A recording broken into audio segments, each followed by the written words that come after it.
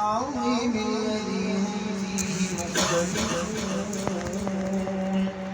كلا سيعلمون ثم كلا سيعلمون ألم نجعل الأرض مهادا والجبال أوتادا وخلقناكم أزواجا وجعلنا نومكم سباتا وجعلنا الليل لباسا وجعلنا النهار معاشا وبنينا فوقكم سبعا شدادا وجعلنا سراجا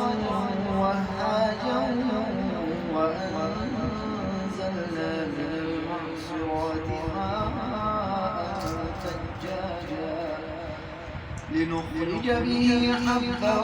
ونباتا وجنات ألفافا إن يوم الفصل كان ميقاتا يوم ينفخ في الصور فتأتون أفواجا وفتحت السماء فكانت أبوابا وسيرت الجبال فكانت سرابا إن جهنم كانت مرصادا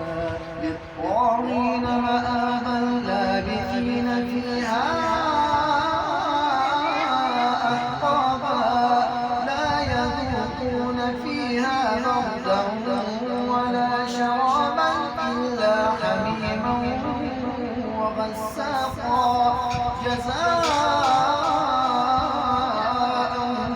وفاقا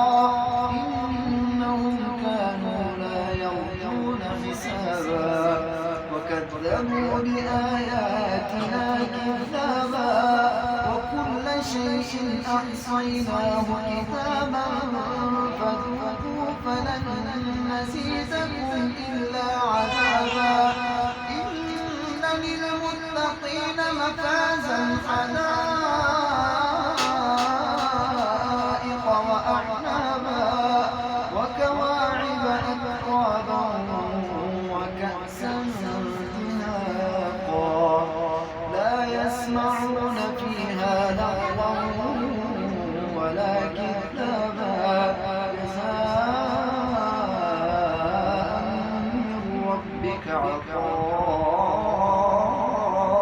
حسابا رب السماوات والأرض وما بينهما الرحمن لا يملكون منه خطابا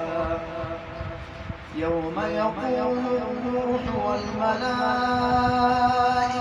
صفا لا يتكلمون إلا من أذن له الرحمن وقال صوابا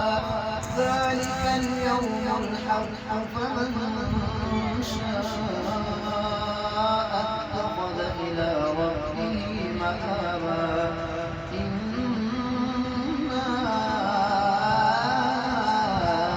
أنذرناكم عذابا قريبا يوم ينظر المرء ما قدمت يداه ويقول الكافر يا ليتني كنت ترابا صدق الله